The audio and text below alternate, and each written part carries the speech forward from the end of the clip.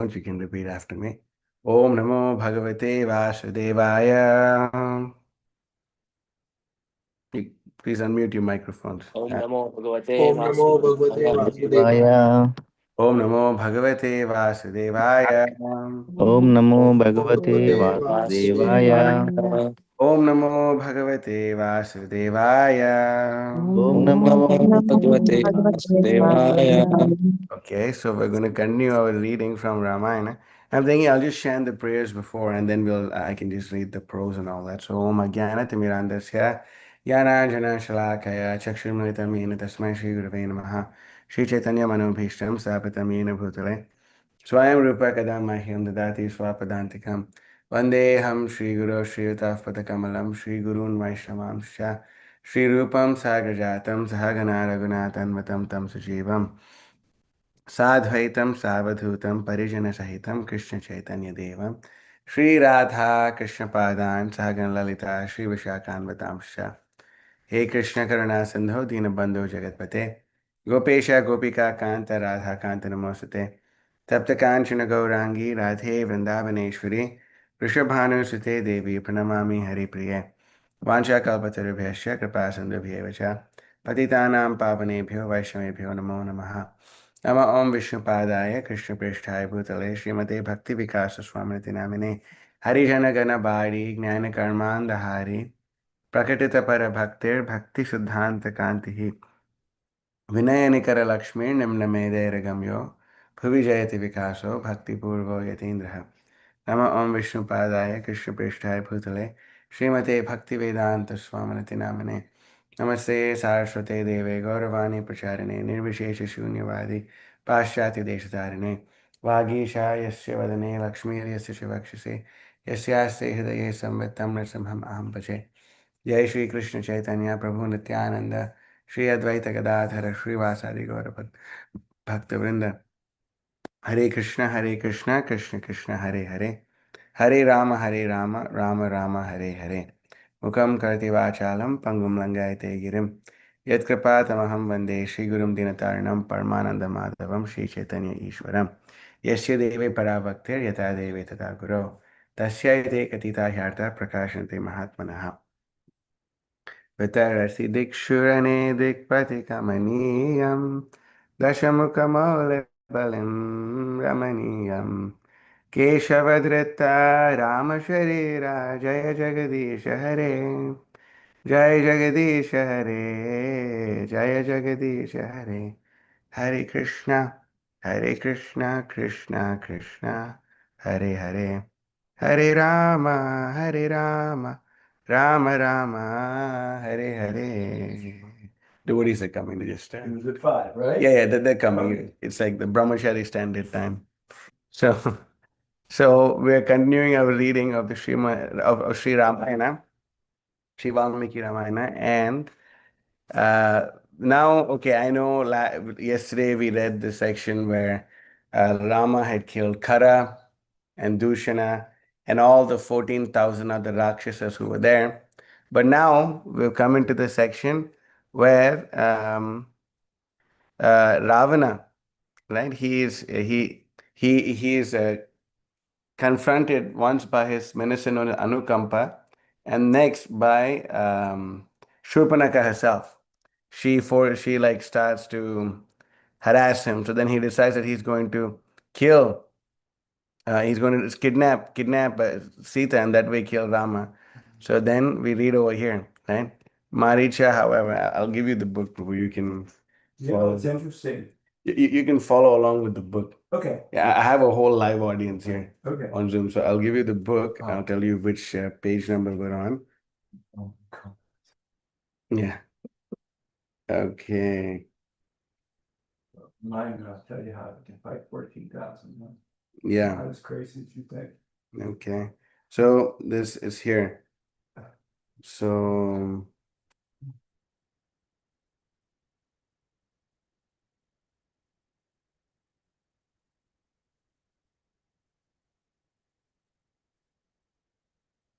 okay. So we'll be reading from this. Mm, Yeah, having listened patiently, okay? Okay. So, having listened patiently, Ravana replied, "Now you must listen, Marisha. I did not come for your advice. I came to obtain your help in executing my plan to kidnap Sita. As my minister, it is your duty to give advice only when asked, and to obey my orders without question. I have made up my mind, and nothing can deter me. I want you to take the form of a deer to charm Sita. Then, when she begs Rama to capture you, lead him deep into the forest and call out, 'O Sita, O Lakshman.' When he thinks that his brother is in difficulty, Lakshman will leave Sita aside to go help him. Just perform the small service, and in return, I will reward you with half my kingdom. However, if you refuse, then I shall kill you myself this very day. It is your choice. You may take certain death at my hands or possible death at the hand of Rama. Make up your mind." Maricha, however, boldly declared, "Flatterers are quite easy to come by, my lord. Rare is that person who will speak unpleasant words for the benefit of others. A minister should always give good advice, even if uncalled for, especially when a king is misguided. Unfortunately, however, one who is about to die is never willing to take good advice. O king, if we carry out your plan, I am certain that both of us will end up dead. Still, I would rather die at the hands of an exalted enemy on the battlefield than be killed by you here. Therefore, let us depart at once." So we see in this section that Marisha is giving Ravana some good advice. He's telling him, "Hey, look, if you do this, we're screwed. You're screwed. I'm screwed. We're all going to die. I'm going to die. You're going to die. All the Rakshasas are going to die." Right? And, this is not a good idea. And he gives him all these reasons. He tells him, Rama, how he was defeated by Rama twice. Manisha tells him before once he was thrown away 800 miles, 100 yojanas into the ocean by Rama's wind weapon, and then again he comes across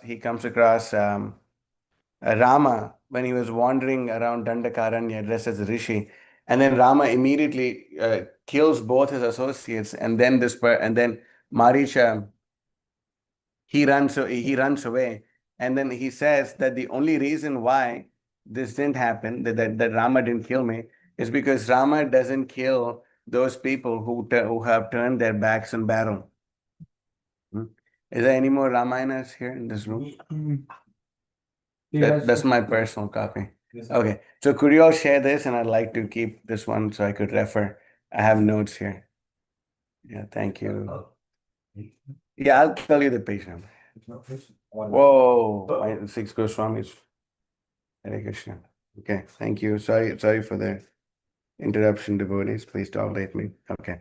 So we see over here, Marisha gives his explanation. He says this, look at this. Right? Now, if you look back, okay, look. So previously, I used to wander about the earth, club in hand, feeling very proud of my superhuman strength. I subsisted upon the flesh of the rishis in the Dandakaranya forest. Out of fear, Vishwamitra approached King Dashratha to solicit Rama's help for protecting his sacrificial performances. Thereafter, while Rama guarded Vishwamitra's sacrificial arena, I ignorantly went there with the intention of disrupting the proceedings. However, with just one arrow, Rama hurled me 800 miles into the ocean, 100 yojanas into the ocean, and then killed the other Rakshasa accompanying me. When I regained consciousness, having thus been spared by Rama, I returned to Lanka, but was still not cured of my false pride. Taking the form of a large carnivorous stag with a flaming tongue, it's a little behind, right? I've gone back a little. Taking the form of a large carnivorous stag with a flaming tongue, I returned to the Dandakaranya forest and roaming about, drinking the blood of the rishis. What a demon! As it happened, I again came upon Rama, who was wandering in the Dandakaranya forest with Lakshmana and Sita. With a bitter memory of my past defeat in my mind, and considering how Rama had accepted a life of renunciation, I was determined to gain revenge. However, when I rushed at him, Rama released 3 arrows.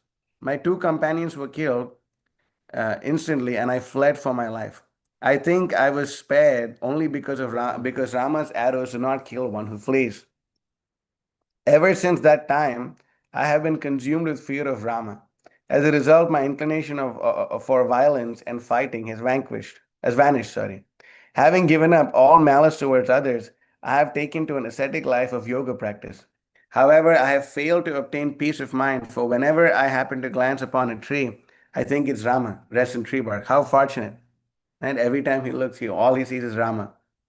Wow. Thus, the entire forest appears to have become transformed into innumerable Ramas. Wow. Because of this, whenever I look anywhere, I become terrified. Sometimes I see Rama in my dreams. Oh, how fortunate, Marisha. And I immediately wake up, my heart thumping in terror. Indeed, I have become so afraid of Rama that whenever I heard a word beginning with the letter R, such as Ratha or Ratna, see Ratna Bhushana and Ratha, Rayatra, they all start with the same. So, such as a Ratha or Ratna, my heart trembles with fear. Right? O king, for your welfare as well as for mine, I advise you to forget kidnapping Sita. Aside from fearing Rama, why should you perform such a sinful act? There is no offense more punishable than abduction of another's wife.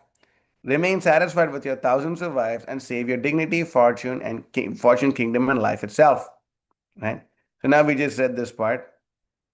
So then Marich is telling him this. So we see that even a similar thing, people are destined to die, like even Duryodhana, he was destined to die.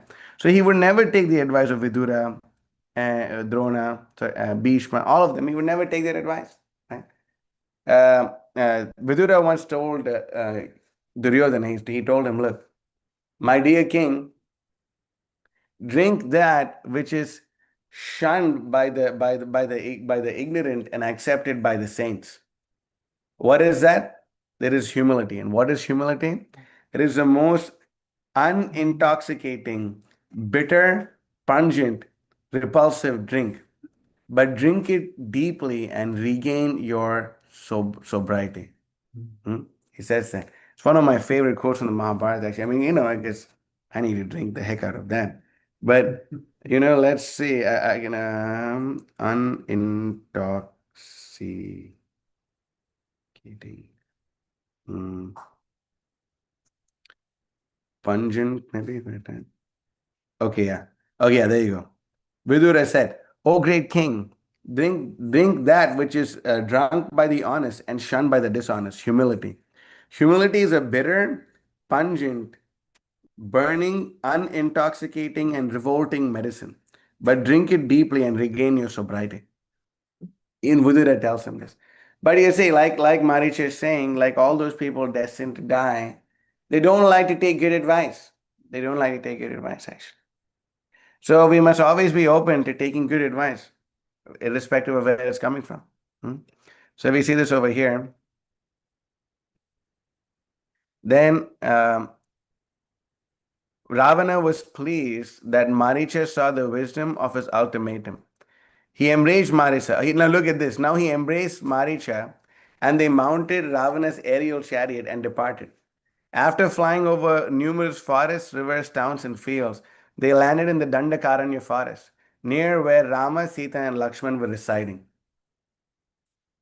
Upon descending from the chariot, Maricha immediately transformed himself into a beautiful deer. Then, going to Rama's cottage, he began to prance playfully to and fro. Maricha's deer farm had numerous jewel like silver spots, with the tip of its horns appearing like sapphires, its mouth appearing like a pinkish lotus flower, its tail like a rainbow, and its ears were bright blue. Indeed, the magical deer appeared to have been constructed of many varieties of valuable jewels.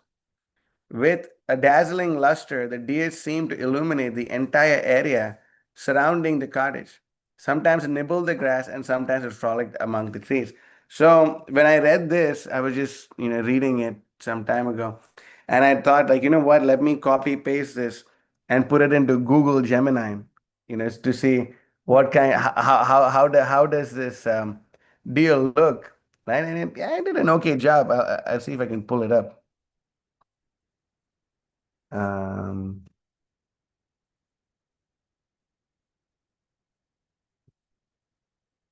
it is Okay, I found it. I found it. Okay. I'm going to share this with all of you to see. Okay, look at this. No, this one, sorry. Yeah. Hmm. Look at that. You can show them I sent you the picture. The phone is dead. His phone is almost dead. Send it to. And here you go. You can just see it here, Tapi. That's a picture of the deer? Yeah. You can just go around. So you can see this. This is how Gemini made Maricha look, right? You can see him like this. He had all these things, and then look at this. I got a close up. So now that's like a crazy looking deer, right? That looks so crazy. Sapphire. Yeah, it's got sapphire ears, all this made of jewels. Of course, Gemini didn't do such good of a job. But still, if you saw that, like you're like, wow, what is that? Right? You'd be thinking, this is an amazing deer. What is this? Right? So similarly, Sita Devi says this. Right? At that time, Sita was gathering flowers. Seeing her, Maricha in the form of a deer leapt, ran, crouched, and turned, eager to attract her attention. All the other deer in the area fled away on catching the scent of the disguised Rakshasa. The magical deer came close to Sita and bounded in front of her. Sita became captivated with wonder and enchantment, for she had never before seen such a wonderful deer. With wide open eyes, she called her, "Oh Rama, oh Lakshman, come quickly." As Sita stood with eyes fixed, Rama and Lakshman also beheld the magical deer. Lakshman, however, I really love this part. Lakshman, however, was wary. This might be a trick, he said. The Rakshasa Maricha is known to take such animal forms just to entice and waylay kings who have come to the forest to hunt.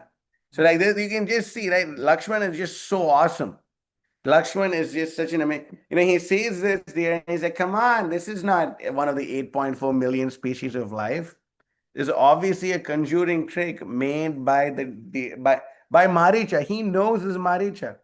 Only a Maricha. He says this. He says this right here. Right? I'll pull it up. Wait. He says it. He says, look at that. Lakshman, yeah. The Rakshasa Maricha, look, he says, the Rakshasa Maricha is known to take such animal forms just to entice and waylay kings who have come to the forest to hunt. That's exactly who he's talking about, Rama, right? Sita interrupted Lakshman, for her intelligence had already become deluded by watching the magical deer, created by the Rakshasa's mystical prowess. Said, "Oh Rama, please catch this deer, for it has caught my fancy. Such a deer would make a lovely pet for me and provide a welcome diversion from a dreary forest existence. Please go quickly and catch this deer. I will take it back with us when we return to Ayodhya at the end of our exile. Surely it will delight Bharata and our mothers. Please, Rama, I want so much to have to play with it. It is so lovely, and its smooth skin shines like the moon. Oh, my dear husband, if you cannot capture it, at least find and kill it so I may have its beautiful jewel like hide for a rug. Perhaps you may think me a foolish woman, but I must have this deer, have become completely enchanted by its beauty. As Yogamaya acting on her.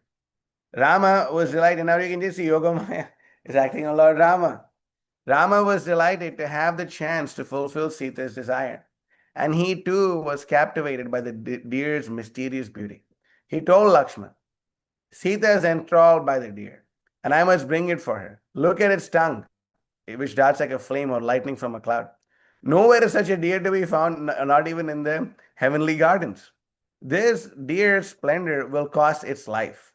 I will make a spotted, I will make a carpet of its spotted golden skin, so Sita and I can enjoy together upon it. And if, as you say, the deer is actually Maricha, then killing it will be beneficial for all the rishis that reside in the forest. O Lakshman, stay here with bow in hand until I return. Keep a careful watch over Sita. Right? So we see this over here that Rama also is like, come on, it's obvious. Right? Even to Rama, he's like, okay, look, this is obviously not, you're not going to find this deer anywhere. But now we can say Yogamaya is making arrangements for the Supreme Lord. Why is she making arrangements for the Supreme Lord? Right? And every time I've read this, I've read this Ramayana a couple of times. I've read this book a couple of times. And every time I come to this part, I'm like deep in my heart, I'm praying like, can it be different this time? Can we please just listen to Lakshman? Can we, I just, it's like a stupid child, I guess. But every time I like get into it, I'm like, oh, can we please this time if it can be different? This time, if they could just listen to Lakshman and and I think Rama, if you, why didn't Lakshman just like take his bow and arrow and just kill this Maricha? Or why didn't Rama? Okay, if you say it's Maricha, let me just kill him right now. He can just take out one of his divine weapons and aim it at Maricha in such a way that this deer cannot run away and kill him. Yeah. Why couldn't this happen? Why, so many times, every time I pray, I'm thinking, oh, could it be different this time? Could it be different this time? But it's how the Devatas wanted the whole thing to play out. They wanted it to play out in such a way that not just Maricha, not just Ravana, but all the Rakshasas would be killed. Right? And you can see Lakshman is on point. Right off the bat, he's telling him, hey, look, it's not going to work. It's not going to work. You can see it here. And he says, um, as, Rama took up a sword, bow, and two quivers, whereupon Maricha suddenly vanished from sight. Which deer just vanishes from sight? Which deer? As Rama entered the forest, the deer once again came into view, then ran away swiftly, while frequently looking backwards. Again, the deer came close to Rama, as if tempting him to capture it. As Rama rushed toward the deer, however, it disappeared from sight. In this way, Maricha lured Rama far away from his cottage. Confused by the deer's puzzling movements, Rama felt helpless and frustrated.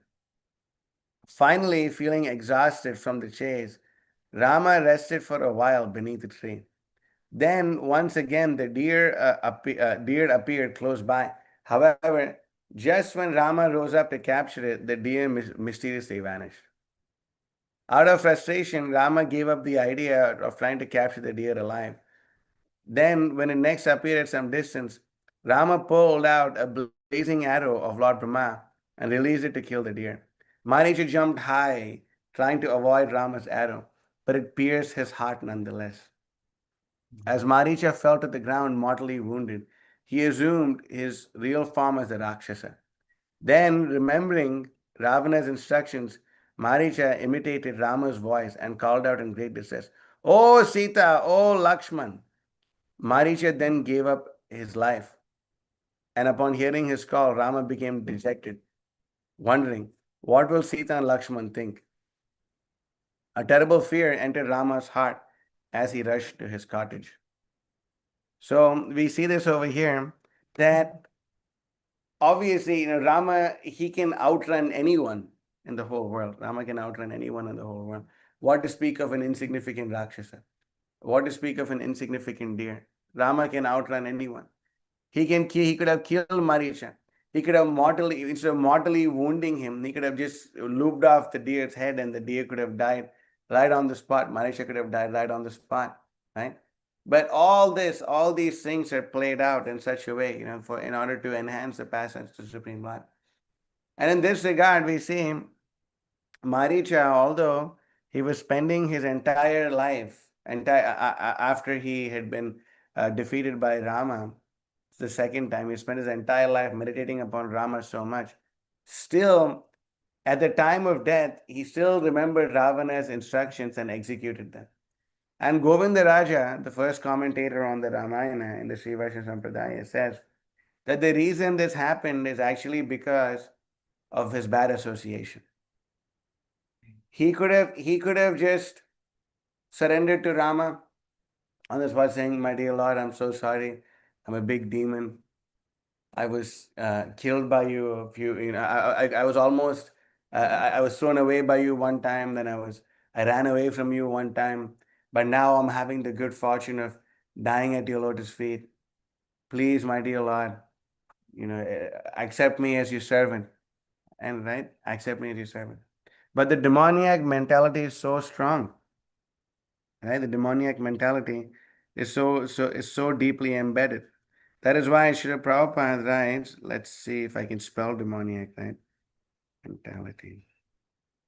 I have a quote saved somewhere. Um, let me see. Mm. I'll pull it up on the Veda base. I'm sure it's here. This is very amazing. That's actually Prabhupada writes this in the eighth canto of the Srimad Bhagavatam.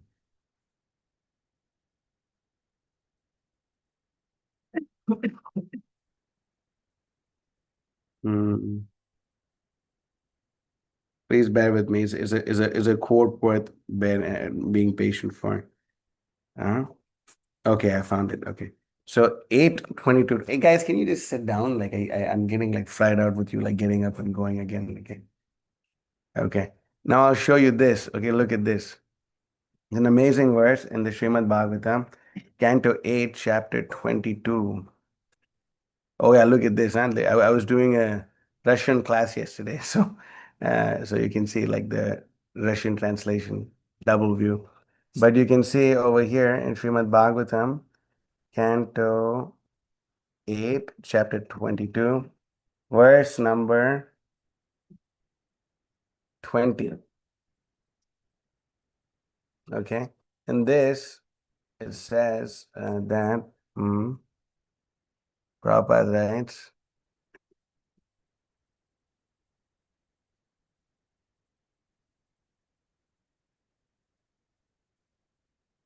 Hmm. Oh, where is this? It's in this part. 1 minute. I'll just pull it up.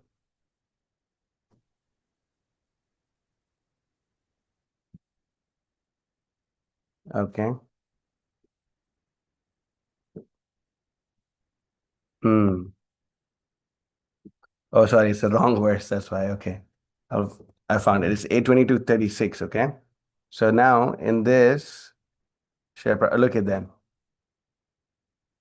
The Lord assured Bali Maharaj of all protection. And finally, the Lord assured him of protection from the effects of bad association with demons. Bali Maharaj, Bali Maharaj certainly became an exalted devotee, but was somewhat anxious because of his association was not purely devotional. The Supreme Lord therefore assured, look at this, the Supreme Lord therefore assured him that his demoniac mentality would be annihilated. In other words, by the association of devotees, the demoniac mentality is vanquished. Amazing, huh? This in Prabhupada's purpose. Such a beautiful. And then now look at this. Prabhupada, now everyone knows this was Satam Prasanga no Virya Samvido Bhavanti Hrit Karna Rasayana Kataha. And but look at the way Srila Prabhupada translates this verse. In this over here, he says, when a demon associates with devotees engaged in glorifying the Supreme Personality of Godhead, he gradually becomes a pure devotee. Therefore, my hope is to associate with all of you, to give up my demoniac mentality. Right? But we see this over here. You see what Srila Prabhupada is saying, right? That by the association of devotees, the demoniac mentality is vanquished. But we can see that it's over here, Govinda Raja is making this point that because Maricha, although he was so Rama conscious, right? He was probably more, please give her a map. This is the most chaste lady in New Dwarka. Sure. Can you move over, Chandra? So, Govinda Raja is making this point that because Maricha had bad association, he couldn't surrender to the lotus feet of the Supreme Lord in his last moment, last breath. Hmm? We see, right? We see that if you're not associating with devotees, that demoniac mentality immediately comes up. It immediately comes back. If you eat food cooked by non-devotees, immediately your demoniac mentality comes up. These things are real, actually. Krishna consciousness is a science, and it works. Krishna consciousness really works. It's a science. If you follow exactly what needs to be followed, you will understand these points. Hmm? But Govindaraj is making this point that look, just look, how unfortunate. Although Maricha is so Rama conscious, right? Wherever he looks, every time he sees a tree, he's seeing that, oh, there's Rama dressed in a tree bark. Rama appears to him in his dreams. The minute he even all everything around Maricha was an udipana for the remembrance of Rama. But still, bad association is so contaminating that it can even from someone actually Maricha has had exalted consciousness for some time. As we were reading just now that Marisha, he tells Ravana, you don't ask me to go and fight or do this plan of trying to kidnap Sita because I'm so scared of Rama. Wherever I look, I only think of Rama. After Rama shot him, they said Rama shot. So wherever I look, I only think of Rama. So he said, please don't put me in this situation. Don't put me in this scenario where I'm going to be forgetful of Rama, or like fight with Rama, be his enemy. But you can just see he's dying, and he's dying, right? I'll just read the I'll read this one line from Prabhupada's purport again. Kiri will like this. Okay, listen. He says, in other words, Prabhupada says, I'll just read it. The Supreme Personality of Godhead therefore assured Bali Maharaj that his demoniac mentality would be annihilated. Kiri, listen to this. In other words, by the association of devotees, demoniac mentality is vanquished. That's so amazing, right? I mean, I've read this purport 50 times at least. And it's like it's so amazing. It's so ecstatic, actually. So we say that how bad is bad association, right? That because of his bad association, Marisha couldn't surrender unto the lotus feet of Rama. He couldn't. So sad. What the heck? Why did he have to imitate Rama's voice and call out and say, "Oh, Sita or Lakshman"? He could say, "My dear Lord, I'm dying, but I want to do a small service for you. Please accept me as your servant. This rascal Ravana has come here to kidnap your wife. Please go protect her and kill this demon." And he could have said all this. He could have said this. But instead, he chose to follow the path chalked out by his demoniac master. So meanwhile, when Sita had heard the voice of Marisha, she thought that Rama was crying out for help. In panic, she turned to Lakshman, urging, "Go quickly to Rama and find out what has happened." That was Rama crying out for help. "He needs you. Oh, Lakshman, my heart is throbbing. I can hardly breathe. I think the Rakshasas must have overwhelmed Rama." Now look at Lakshman, cool as a cucumber. With Rama's order to guard Sita firmly in mind, Lakshman did not move away. His seeming indifference upset Sita even more, impelling her to chastise Lakshman with harsh words. She said, "Why do you just stand here? Do you want Rama to die? It has now become evident that you are merely the enemy of your elder brother in the guise of a friend." That hits you. Ouch! It's like, I guess that's like the nature of him. I'm not saying this. Bhagavatam says. Where is that? What does the Bhagavatam say again? Like of course not devotees who have transcended the modes of material nature, but women in general. What Bhagavatam says is that their mouth rains honey, but their heart is a jar of poison. It says that. I don't say. I'm not Ved Vyas, but that's what the Bhagavatam says, right? So that must have really. Can just think of yourself. You're in Lakshmana's shoes, right? You weren't cursed to go to the forest. It was Rama. You did all these things. You became the menial servant of Rama. You also wore tree bark. You also did all this. You just gave up sleeping so you can protect Rama and his wife. You're doing everything possible to be the menial servant of Rama. And then this is what Sita tells you. Can you imagine? Like, that's like, dude, that is so heavy. Like, can you imagine? Like, this is like the ultimate getting under someone's skin kind of statement, right? That's really heavy duty stuff. Yeah, I know. Oh my goodness. That must, yeah, it's like, what's the point? It is not that you are merely the enemy of your elder brother in disguise of a friend. Give me a break. I think you wish Rama to die so you may enjoy me as you like. Lakshman never even saw Sita's face in his whole life. Lakshman never saw Sita's face. Did you know that? He never saw her face. Every time he would only look at her lotus feet. That's crazy, right? Like when Sugriva shows Rama So when Sugriva shows Rama what the paraphernalia that Sita had robbed while being carried away by Ravana, then he looks at Lakshman. Lakshman, do you recognize this is Sita's cloth? This is the ornament she would wear on her head. This ornament she... And Lakshman said, frankly, I don't know.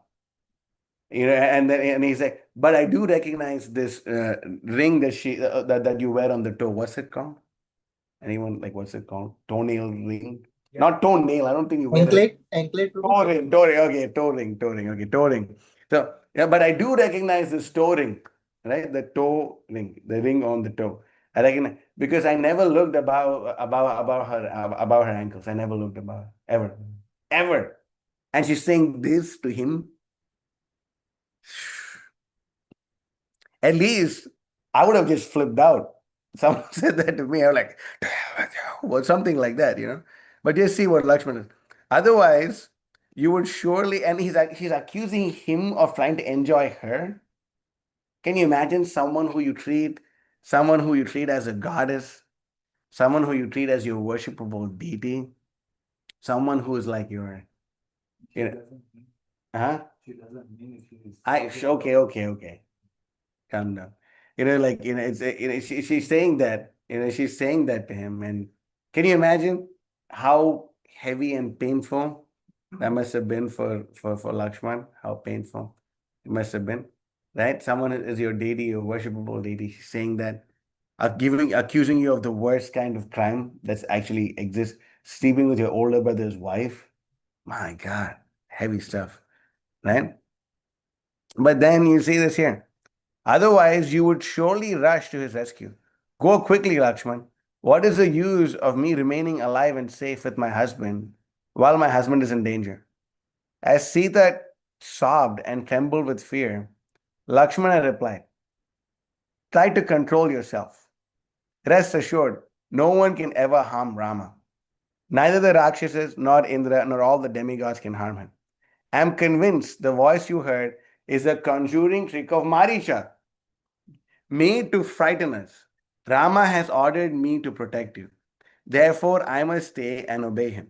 Just a piece of advice, when things are going, if you ever happen to be in the association of a Mataji and she's like in anxiety, do not speak philosophy to her.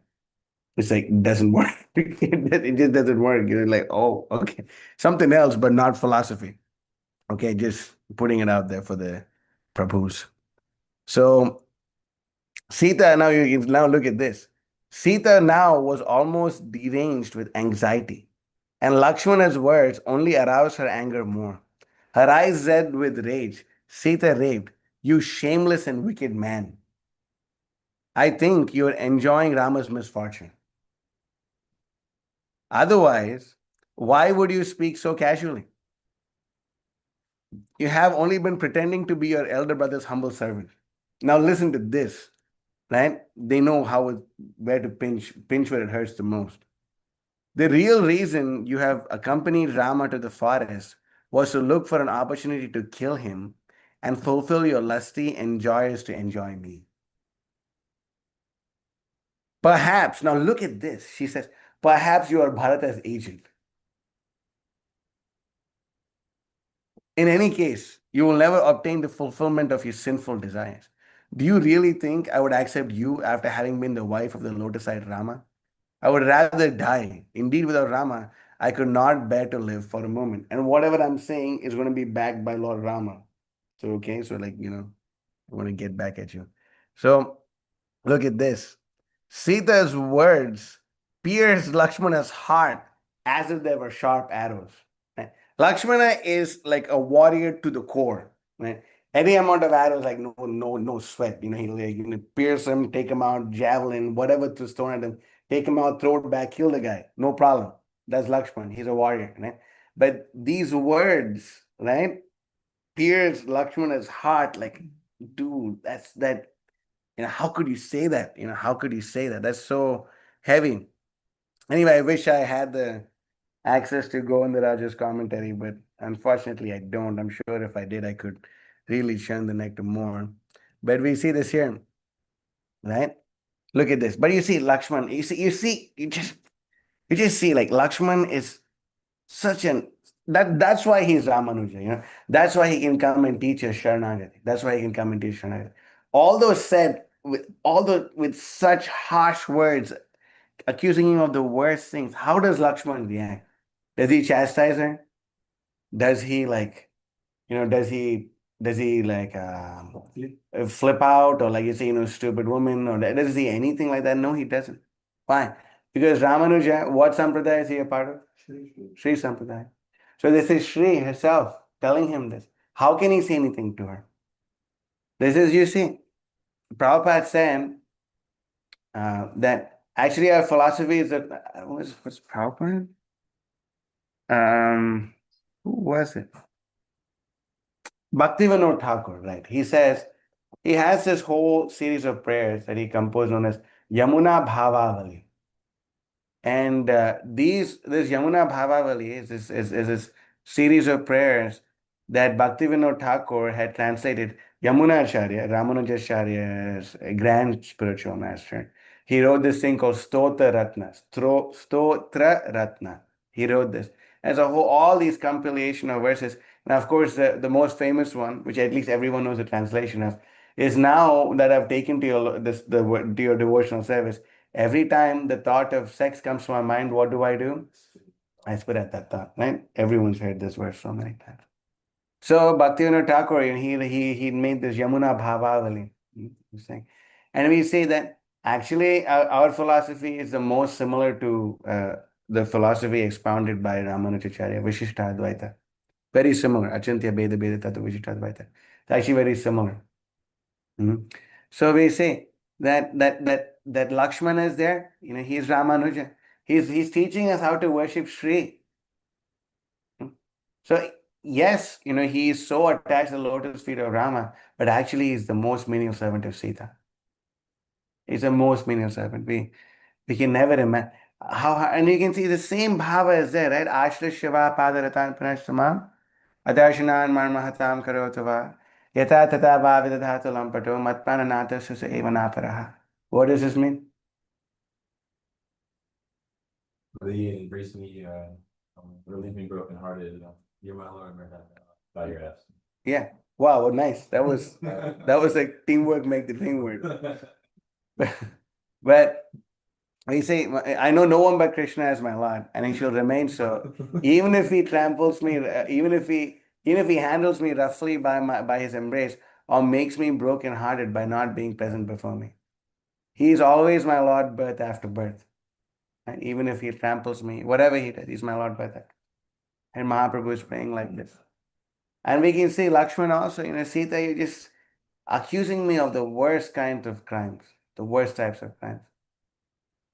And we see that over here, of course, everyone knows what is Lakshman going to do now? He's going to go. No, that's not in the Valmiki Ramayana, actually. I'll get to that point. I'll get to it. Right? Lakshman Rekha. It's not in the Valmiki Ramayana. But why Rama ordered Lakshmana to stay? Why did he leave? Why did he leave? Why did Lakshman leave? Rama ordered him. Why did he leave?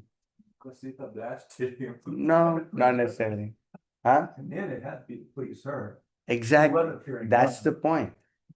That even for Ramanuja, even about the order of Vishnu is the about order of Lakshmi. He has to follow her order. What to do? That is the way to Rama. That is the way to Vishnu. That is the way to Krishna. That is why are we worshippers of Krishna? We're not? You don't chant Hare Krishna? We don't worship Krishna? Are we worshippers of Krishna or no? Yes. Are you sure? Actually, we are worshippers of Srimati Radharani. Right? That's why this is like one. Okay. This is like a Bob. This okay. This is Bhakti. This is the Bhakti Siddhanta Saraswati statement. Okay, so like just like he says, who glorified Narasimhadev the most? Hiranyakashipu. Why? Because, right? I can't believe it. How many times it's disappointing. No sweets for you for lunch. Whoa. No, just kidding. He can have. No, something is there. We have something saved up. Right? Tapas has this potency of getting some gulab jamuns somehow every time a year. He's like blessed by Rukmini Dwarkadish, so he'll be empowered to do such things. But we say that Bhakti Siddhanta Saraswati Thakur, he says this, that actually are we actually, we are Shuddha Shaktas, right? The Shaktas who are worshipping Durga, and they're Shuddha, but we are Shuddha Shaktas. Why? Because we are worshipper of Srimati Radharani. Once there was a person, big man, big man, come to Radhakund when when Sri Bhakti Siddhanta Saraswati Thakur and his disciples were there. And this big man, he was like some big governor or minister or some chief minister, something. Chief minister in India is like the governor in America, right? I don't know who the governor of California is, but Georgia is Governor Brian Kemp. I remember that, but you see, that big man, he comes and he's doing Dandavat Parikrama of Radhakund. That Dandavat Parikrama, you offer obeisance, get up like that of Radhakund. And all the disciples of Bhaktisiddhanta, they were so excited. Oh, Guru Maharaj, this big man came, big man. And he is doing Dandavat Parikrama of Radhakund. So excited. And they said, oh, that's not impressive. And they asked him why. And he said that, you see, this person is doing Dandavat Pranam to Radhakund because it's related to Radharani. And the only reason he's worshipping Srimati Radharani is because she has something to do with Krishna. But actually, we worship Krishna because he has something to do with Srimati Radharani. Yes, sir. I can pull it up for you if you want. But then I'll get into my Bhakti Siddhanta Bhava, which is, you have to put down because I have to go on with it. But yeah, he says that. That's why we are worshippers of Srimati Radharani, actually. And that's why the whole Hare Krishna movement, in our movement, who are we glorifying? Huh? Krishna, right? We're glorifying Krishna.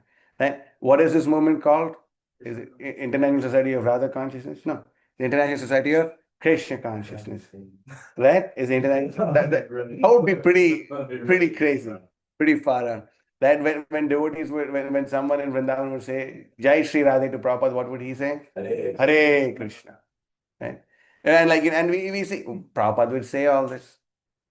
Anyway, we are worshipping Krishna in our movement. We are chanting Hare Krishna in our movement. What book did Prabhupada did publish? What book?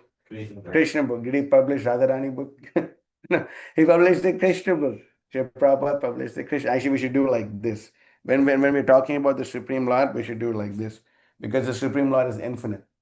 It's not like he's not limited like this. That's why we speak about deities. Yeah, the deities are this big. Right? We don't limit them like they're like this big. We do like this, right? The Supreme Lord is infinite. That's a small thing. But we say the Supreme Lord is so amazing. But still more amazing than him is the goddess of fortune. More amazing than him. So we say it's ecstatic actually, so ecstatic. In this moment, by glorifying Krishna, by doing Janmashtami, Srila Prabhupada released a Krishna book. Right? Of course, Janmashtami is the biggest festival in the Krishna conscious movement. Right? Compare the Janmashtami celebration to Radhashtami celebration. Right? So small. Why? Because this is Radharani's movement. The whole Krishna conscious movement is Radharani's movement. Because what does Radharani want to do? She wants to glorify Krishna. She wants to glorify Krishna. So Lakshman, yes, Rama ordered him, but Sita ordered him. That is why some Sri Vaishnava Acharyas say, although this book is called Ramayana, it's actually Sitayana. It's the movements of Sita. This whole book. It's very amazing, actually. So, that's the point. So he had to go. I mean, Sita is ordering him.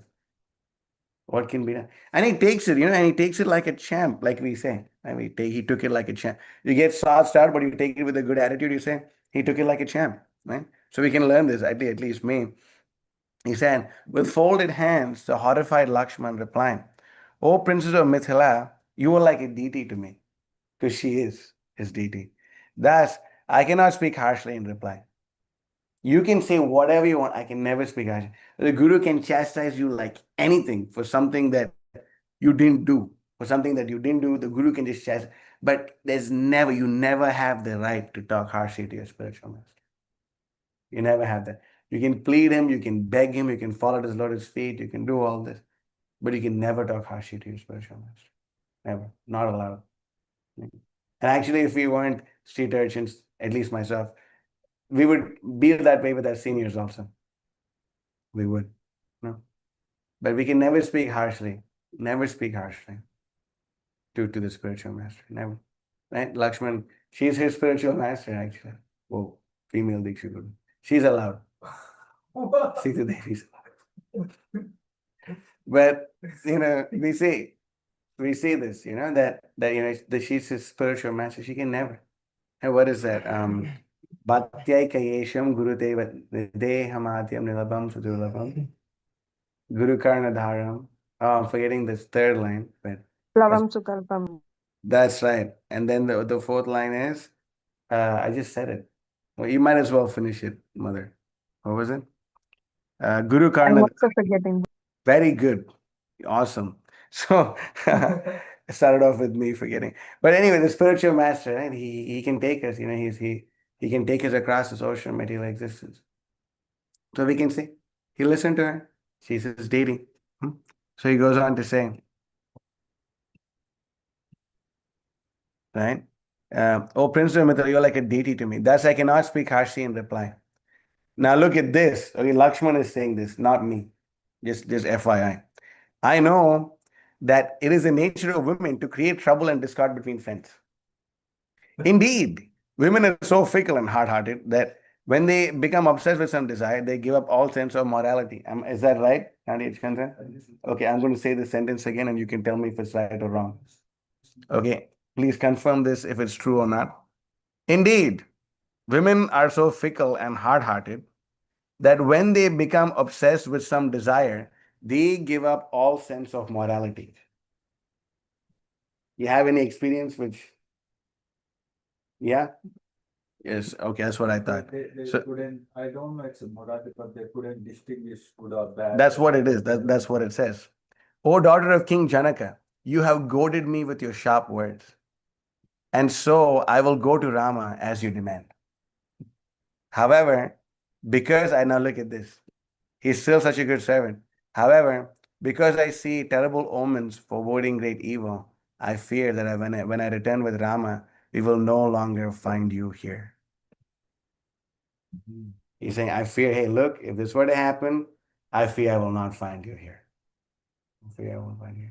And I just answered your question that you asked just now. Just now. He's asking that although Rama ordered Sita, Lakshmana to stay, why did he leave? I just spoke about it for the past 15 minutes, actually.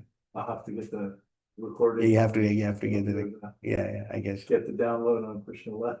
Yeah, it's on YouTube, but you see that Lakshmana is saying, my dear king, princess of Mithila, please, you're asking me to leave, but if I leave, I won't find you here. Right?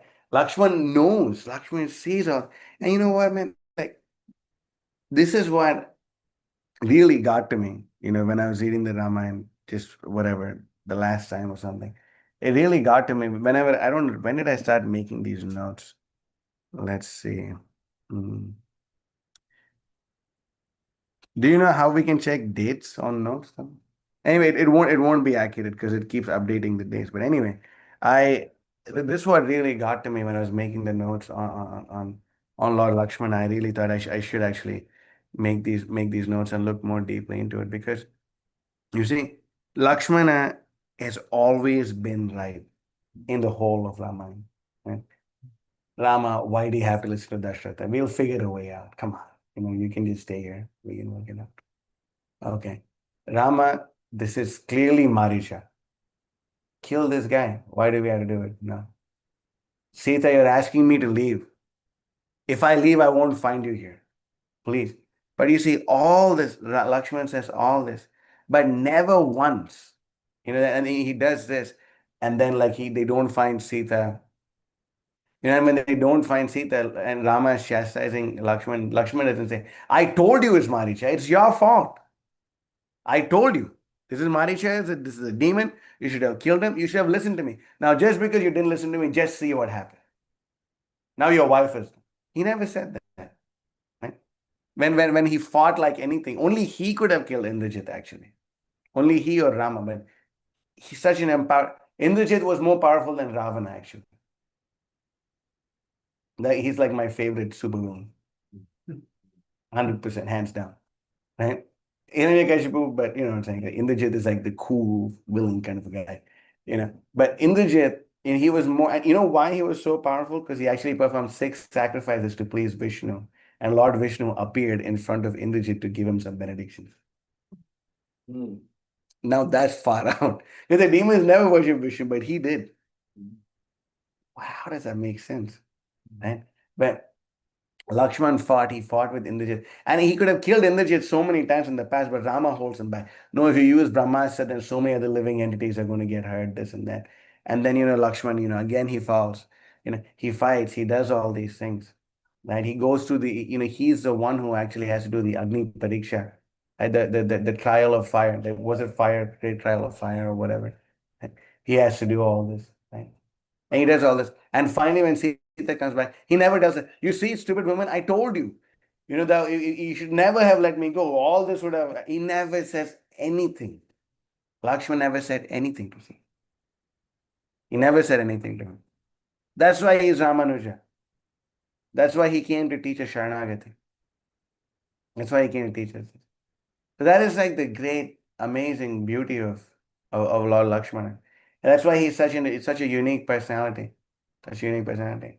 And we can see these two personalities, Lakshmana and Hanuman, they actually play a very significant role in our own life, right? Because Lakshmana came as Ramanuja and Hanuman came as, in Kali Yuga, who did he come as? Hanuman. Huh? Oh, Lord, we took- Wrong. I mean, yeah, sure. He came in Lord Chaitanya's Oh, name. Madhvacharya. Madhvacharya. And so these personalities that play such a significant role in our life.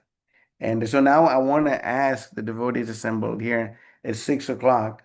Should I stop or should I go on for another 15, 20 minutes? Huh? Continue. Continue. Is that the Vox Populi? Yes. Yes. What about you, mister? Do. Okay. And devotees online, is it cool? Should I go on Yes, for? Prabhu, please. Okay, cool. That was enthusiastic. So, so we see that he sees this. He never once said, I told you, I freaking told you, man. I mean, I mean, just imagine, right? It's not about being right; it's about serving the Lord, and that's the point. That's it. That's the whole point. It's not about being right. It's not about who's right and who's wrong. It's about what pleases the Supreme Lord the most. It's about what pleases the goddess of fortune the most. That's what it's all about. So Lakshman never once did he protested. He did never. I told you, Rama, this is Marisha. He never, not even couldn't even dream of this, right? And we can see only Guru Bhakti like that, right? That's why you can shut the window. The kids are in ecstasy today. That's why we see that Lakshmana has so much Guru Bhakti. Has so much Guru Bhakti. And as Ramanujacharya, Lakshman again showed us how amazing Guru Bhakti is. Right? Once he went to see his mantra guru Goshti Purna, and Goshti Purna was completely absorbed in deep transcendental meditation, not like this bogus Ravi Shankar TM crap, but real meditation. He was absorbed in meditation for many hours, many hours. And then finally, when he came out, when he allowed Ramanujacharya to enter into his presence, Ramanujacharya asked him, "My dear spiritual master, what supreme mantra were you meditating upon?" And what did he say? He said this. There is no higher mantra than the lotus feet of the Guru. He said this. There is no higher mantra than the lotus feet of the Guru. Because there is no higher mantra than the lotus feet of the Guru. There is no higher mantra than lotus feet. Right? Who is that speaking? That is my spiritual master. That's my alarm tone. That's how I wake up every morning. Just because I'm so dull-headed, I keep forgetting this point again and again. So, His Holiness Bhakti Vikas Maharaj. So he tells Goshipuna tells him, actually, there is no higher mantra than the lotus feet of the Guru. So we can say that Ramanuja, he fully imbibed that, right? He fully imbibed. You can open it now. I think like the kids have gone somewhere else. It's really hot, right? You can open the window. But he said that, right? He said that there is no higher mantra than the lotus feet of the Guru. There is no higher mantra, right? So you can see that this is his Guru Bhakti. Lakshmana's Guru Bhakti towards Rama and Sita is so strong that he was empowered to kill Indrajit. That is amazing, actually. We cannot. Indrajit is such a powerful demon, right? Do we want to like sidetrack into hearing a little bit about how Indrajit became Indrajit? Oh, you want? Okay. We got a special request from our Bengali devotee here. Sure. Devotees were really appreciating your Bengali singing, by the way, that was. So, where is this? Whoa, I got to go way below. I know an easier way how to.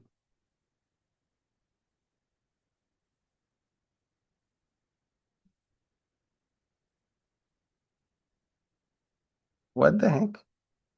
You spell Uttara with two T's, right? Uttarakanda. What's going wrong here? Solution. Oh, uh, let's see.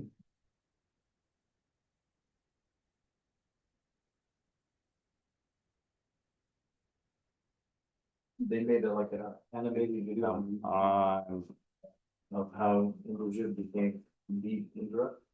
When Indra was like Okay. Don't spoil it, please. I'm sorry. I'm shameless when it comes to such things. Uh, uh,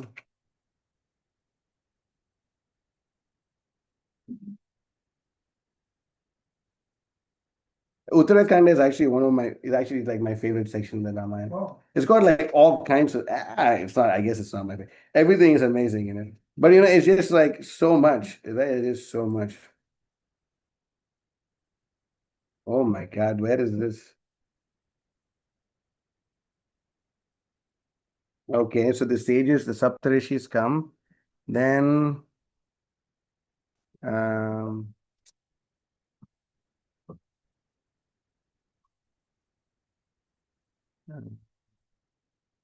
I should have memorized it by now, right?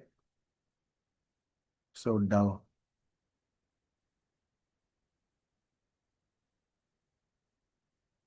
Well, Prabhus, it's taking me longer than expected. Let's see. You want me to freestyle it? You want me to freestyle it? Oh, come on. It's it's better to actually because like all the details are really amazing.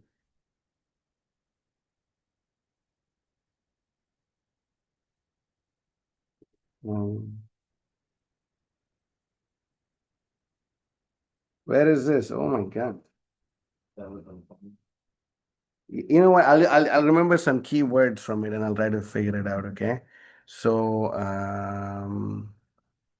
let's see. He did this, that, this, that. You know what? Okay, got it. Okay. Okay. Next line.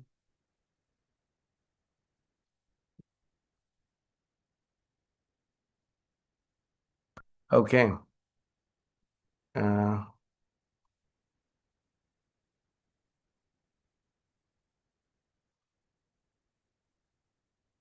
oh, Krishna. This is a long section. I don't know if I'll have the time to read it. So if that's not going to happen, I guess I'm being forced to freestyle. Oh, I know. You know what? I remember this. Rama interrupted the sages. How do you spell interrupting? INTR. Okay. Then you beat oh, it's two R's. Okay. Oh, okay. All right. Okay, there it is. Okay. Okay, all right. Interrupting the sages, Rama curiously inquired. Oh, best. Oh, sorry, I'm not sharing the screen. I'm sorry. I guess you guys were just looking at me being dumb. Okay, yeah, you can look at this. Okay. Interrupting the sages, Rama curiously inquired, "Oh, best of the rishis, why do you praise Indrajit even more than Kumbhakarna or Ravana?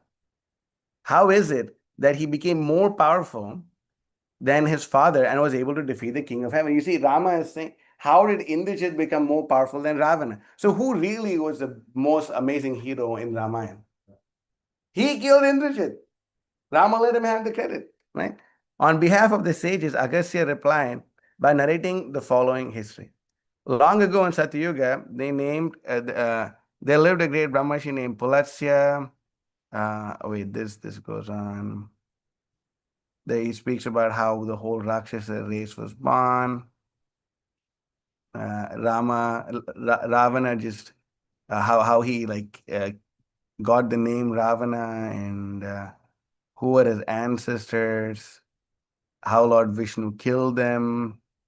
This section is great. It's a super awesome war which is described.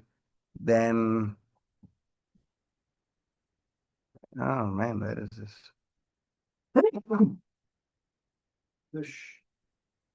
Okay, so then,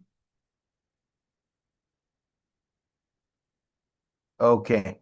So now I will just read a small section because it's all over. I think it's all too different. Um, okay. How did he get the word name Indrajit? So,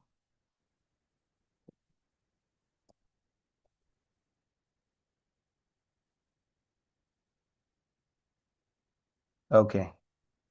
Here it is. I found it. Okay.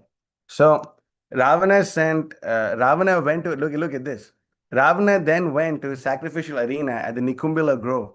There he saw his son Meghanada wearing a deer skin. With surprise, Ravana inquired, "My dear boy, what are you doing?"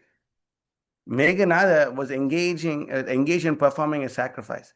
Thus, to ensure that his vow of silence was not broken, Ushana, the family, who's Ushana?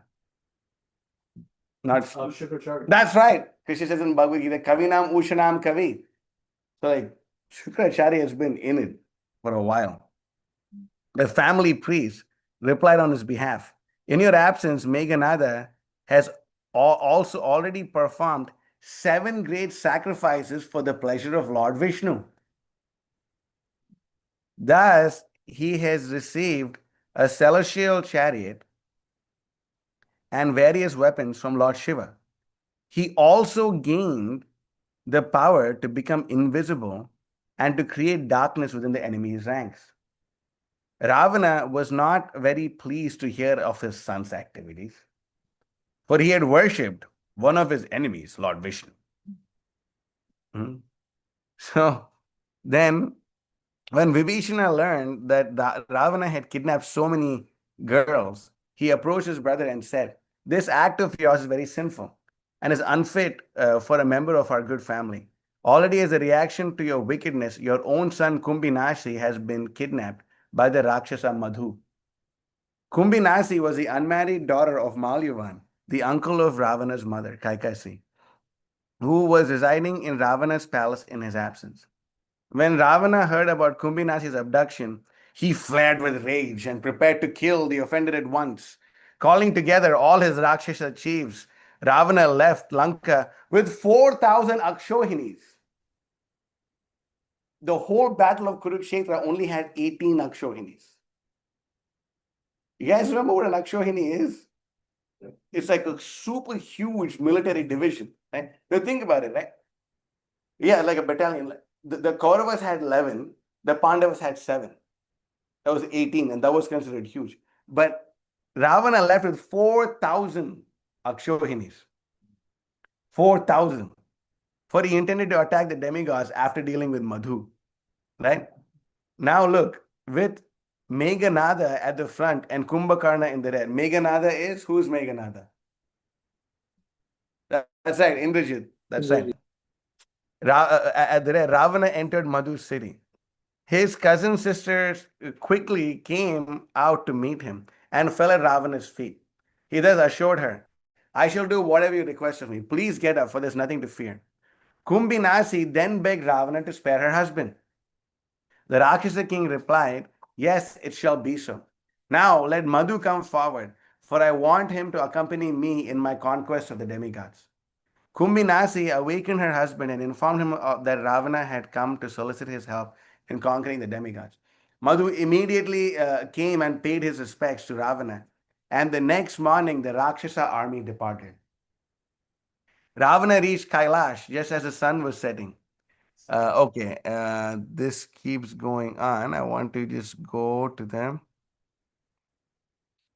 But okay, the next morning, Ravana just got cursed for raping Ramba, and that's whole section. But the next morning, Ravana mobilized his army to the and approached the abode of Indra, the king of heaven. The king of heaven, being afraid of Ravana, became dejected upon seeing the army of Rakshasas approaching. Indra quickly sent out all the demigods to fight and then approached Lord Vishnu. After offering his obeisances to the Lord, Indra explained, Because of Lord Brahma's benedictions, I feel helpless in battling Ravana. My dear Lord, I request you either empower me with sufficient energy to kill the Rakshasa king or else take up the matter yourself. So Indra is not a wuss. Indra is like the king of heaven. He gets stuff done. Lord Vishnu reassured Indra, there is no need for you to be afraid. Go and fight with Ravana. Even though it is not possible for you to conquer him, I do not wish to kill him just now. However, please know that when the time is right, I shall not only slay the wicked Rakshasa, but all of his relatives too. Thereafter, a fierce battle ensued between the demigods and the Rakshasas, supported by their allies, the Danavas. Ravana's maternal grandfather, Sumali, led the Rakshasa army and soon routed the demigod soldiers. Then Savitra, the eighth Vasu, suddenly appeared or entered the battlefield, striking fear into the hearts of the Rakshasas. After destroying Sumali's chariot, Savitra picked up the Rakshasa's mace and smashed it over his head, striking him down dead. So demigods are not wusses, right? They're being leaderless. The Rakshasas began to flee. Meghanada then came forward, and the powerful son of Ravana began to scatter the demigods.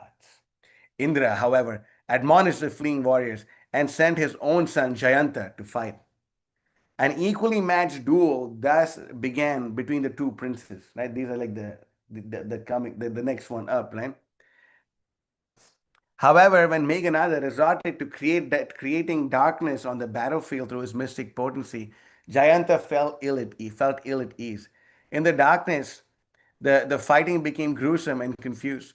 Puloma, the ruler of the Daityas and the father of Shachi, who is Indra's wife, the wife of King Indra, came and forcibly grabbed his grandson by the hair, dragging him away from the battlefield for his own protection.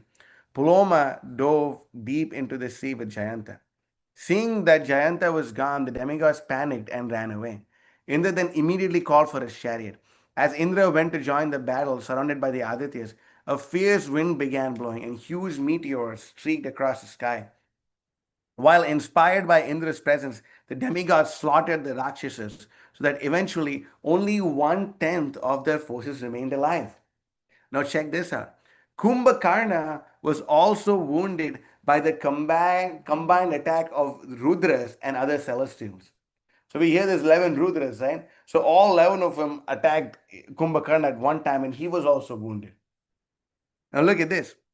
Now, highly enraged, Ravana began penetrating the army of the enemy and approached the heavenly king Indra. As the two rulers proceeded to shower their arrows upon each other, darkness set in, bewildering everyone but Indra, Ravana, and Meghanada. They're the only three people. And Meghanada is Indrajit, right?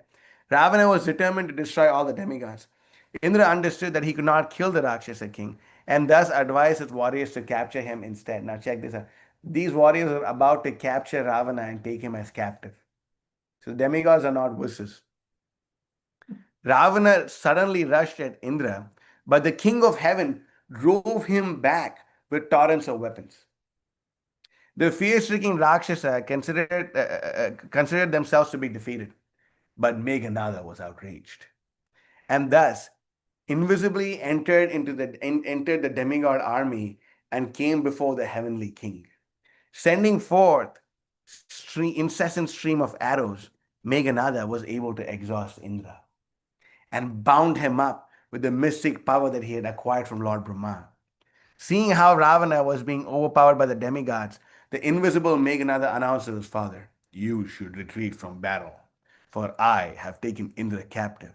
Since victory is yours, there is no need to continue fighting." Therefore, Indrajit captured Indra. Meghanada captures Indra and takes him back. How did he become so powerful? He became so powerful because he worshipped who? No. Lord Vishnu. We just read this. Or maybe you went to get the kids or something. He worshipped Lord Vishnu. He performed 7 sacrifices for the pleasure of Lord Vishnu. And therefore he got these benedictions. Otherwise, what the heck? It's going to be hard to do this. Right? Hearing this, demigods became disheartened and desisted from battle. Ravana instructed Meghanada, "Go ahead and take Indra to Lanka. Right? I will join you there shortly." In this way, Indra, the king of heaven, became a prisoner of the Rakshasas within their capital city. Now look at this. Lord Brahma then took all the demigods with him and went to Lanka. While remaining stationed in the sky, the universal grandsire addressed Ravana as follows: "The prowess and valor exhibited by your son is wonderful indeed. Because of his dramatic victory over the king of heaven, let Meghanada from this day onward be known as Indrajit. O king of the Rakshasas, I request you to release Indra. In exchange, I shall reward your son with an incomparable benediction." Now, Indrajit is already so strong, so powerful, and then Lord Brahma gives him more benediction to top it off. What's going on here? Indrajit exclaimed, "Smart man." That's why I said he's like the coolest supervillain ever. Indrajit exclaimed, "I shall give up Indra for the boon of immortality." All the demons had the same stupid thing. All of them. Like, guys, come on. Lord Brahma, however, replied, "It is not possible for any of the created beings to have unconditional immortality. Therefore, my dear prince, please ask for something else." Indrajit said, "As an alternative, grant me the following. At the time of battle, if I offer oblations into the sacrificial fire according to the Vedic injunctions, let a huge chariot emerge from the flames. Then, as long as I remain seated upon the chariot, let me be immune to death. Thus, only if I engage in battle without having finished the chanting of mantras and offering of oblations will I be subject to destruction." And now he says, this is like a super flex. Okay, are you ready for the flex? "Some people seek immortality through the performance of austerities, but I have acquired it simply by exhibiting my prowess." Lord Brahma granted Indrajit's request, and in return, the Rakshasas released Indra. And then this goes on. Okay, look at this. Then, while hearing about the extraordinary prowess of Indrajit, Rama, Lakshmana uttered exclamations of great wonder. "Wow, that's amazing." Then Rama inquired. Okay, and then it goes on. So then you can see, that's why you can see, who did Rama actually give credit to in the whole battle? Is Lakshmana. Because Lakshmana is the only person who is capable of defeating Indrajit. I heard it in a lecture by Bhakti Charu Maharaj, but I never really found a reference for this. But he says that actually, in one of the conditions for defeating Indrajit is that someone should have practiced brahmacharya for 14 years, and he should have not slept for 14 years. Who else? Who else? Who else? Right? Who else? So anyway, I don't have a reference for it, but it sounds awesome. I mean, it makes sense. It's not apasiddhantic or anything like that. It's crazy. Who else but Lakshman could do it? So Lakshman is super awesome, and he's come to teach us Sharanagati in the form of Ramanujacharya. And Prabhupada says we take shelter of Ramanujacharya's lotus feet also. So I'll end the class here. I've gone 24 minutes over time. If there's any questions, comments, or corrections, we could take them now. Anything from our esteemed guests here in this room? Yes, Tapash. So, Can you come here and say to the camera so the devotees can get your divine darshan? Sure. but you have to wear your beanie. This is a Bengali devotee. Tapash. Hare Krishna. Yes. So I had a question. You mentioned earlier about Marichi, Maricha, about how he called out the name of Rama and Sita, Sita and Sita Lakshmana. and Lakshman. So, and then he died right after that, right? So how come he didn't get the benediction to like go back home? He probably did.